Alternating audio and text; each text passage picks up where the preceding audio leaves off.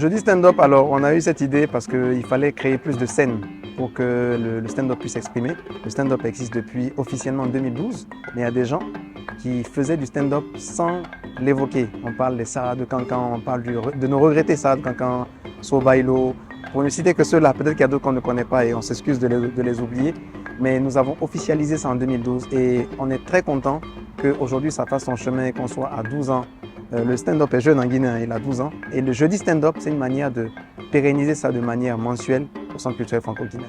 On a donné de la chance un peu à toutes sortes de talents. Hein.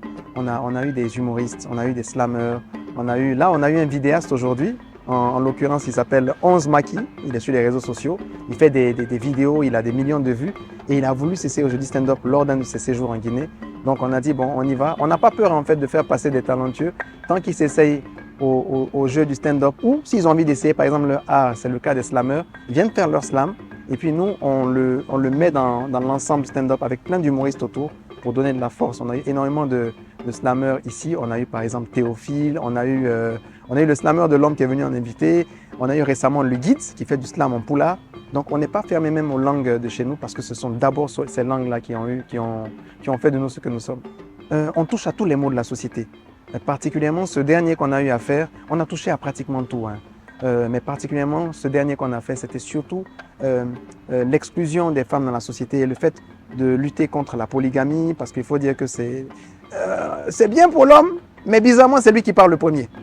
Mais ils n'ont pas souvent longue vie, hein, les gars. Et aussi c'est très dur pour les enfants parce qu'ils grandissent dans une sorte de discrimination qui ne dit pas son nom. On a souvent des marâtres qui sont méchantes. On n'entend jamais la maman est méchante, on entend la marâtre est méchante. Donc chaque maman est la marâtre de l'autre. Tu vois un peu ce que ça veut dire? Donc c'est un peu compliqué. Il y a aussi la violence faite aux femmes, il y a aussi les harcèlements. On a touché à tous ces points-là aujourd'hui en la personne de l'humoriste et comédienne Ramadan So qui a bien dépeint ces différents points. On a aussi Oumouawa qui est passé et qui a parlé un peu de la stigmatisation des femmes dans les villages et dans les villes. Et je pense que noyé dans l'humour, le message passe vraiment bien, quoi. On rigole, après on dit, il y a un message. Et c'est ça, c'est vraiment ça qu'on recherche. Le message que je vais partager, comme déjà on connaît chaque année, on parle de stop à la violence faite aux femmes. On dit stop, mais comme c'est devenu habitude, ça ne change pas. Maintenant, on va encourager le problème. Certainement, avec ça, les gens vont comprendre de ce qu'on a dit aux gens de ne pas le faire. Maintenant, on leur dit de faire. Ouais, certainement, ils vont avoir de conscience pour dire que ça, c'est pas bon, il faut ça. Disons que c'était vraiment d'abord les femmes.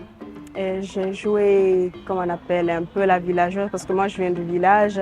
Donc, je suis venue après à Conakry continuer les études. Donc, c'est un peu montrer aux gens comment les gens sont au village, comment surtout les relations, ça fonctionne au village et puis en ville. Et le message derrière, c'est vraiment sensibiliser et tout, comme on appelle, de ne pas mettre l'intérêt devant. Aujourd'hui, on a avec une jeunesse, vraiment c'est l'intérêt qui est devant, tu vois. Donc c'est un peu l'intérêt, comment les relations au village, c'est simple, c'est l'amour.